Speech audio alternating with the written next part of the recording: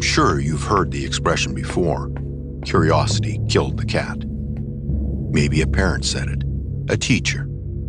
Either way, I doubt it stopped you from chasing something that piqued your interest.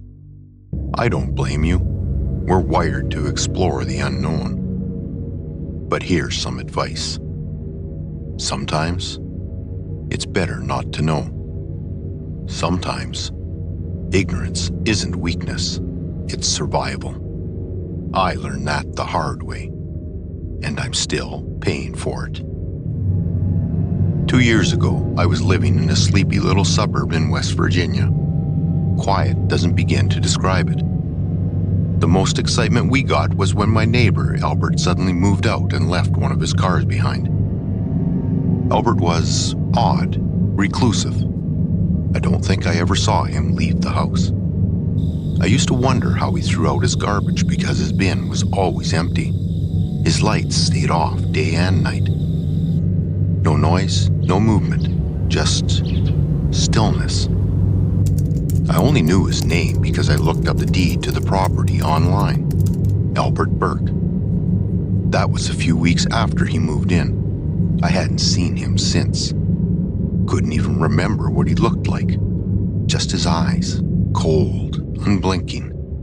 The kind of stare that makes your body tense before your brain catches up.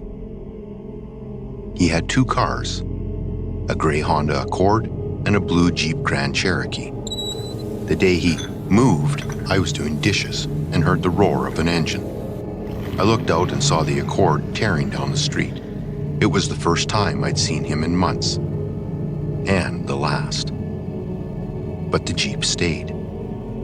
After a while, curiosity got the better of me. One afternoon, I walked over and rang the bell. No answer. I knocked, then noticed something chilling. The door was open. I should have walked away, but I stepped inside.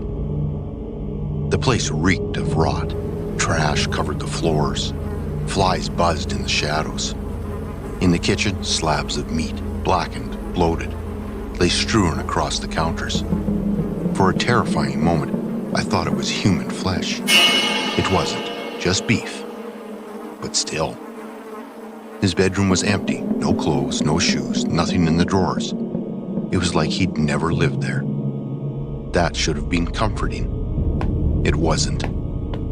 I got out of that house fast. But the Jeep kept haunting me. Why was it still there? Why hadn't he come back for it? One night, I gave in. I went to inspect the vehicle. The body was in rough shape, rust spots, holes in the side like bullet damage.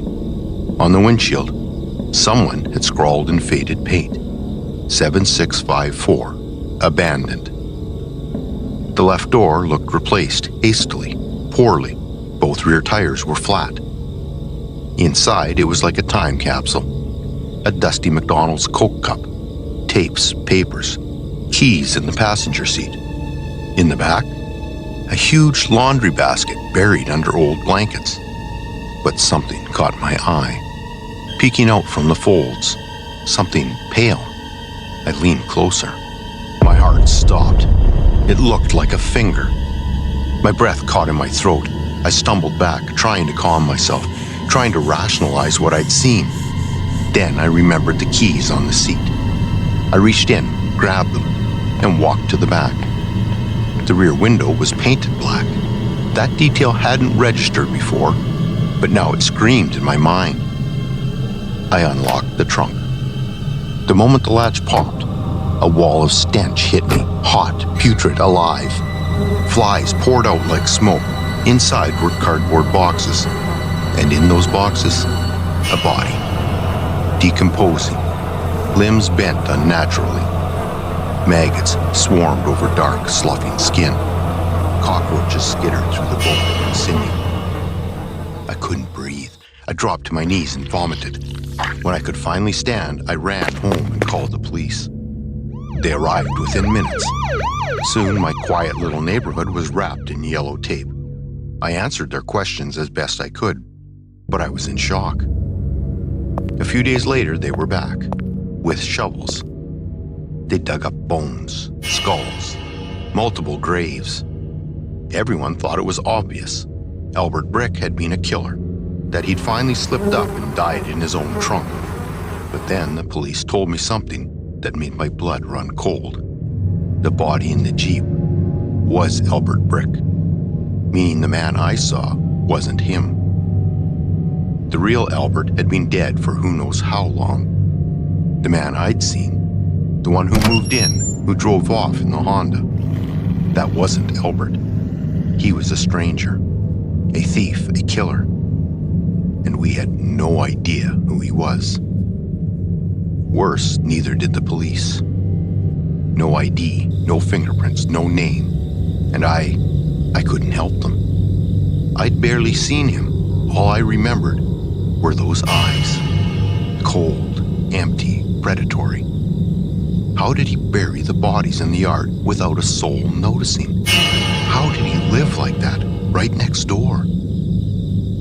It's been 2 years now, and I regret everything. People say I should be proud that I helped stop a serial killer, that I saved lives. I don't feel like a hero, because ever since that day, I get a message every single night. Same words, same number, no name. 7654, abandoned. I changed my number. I moved twice. Burned my phone, got a new one. It didn't matter. The messages still come. And I know, they're from him.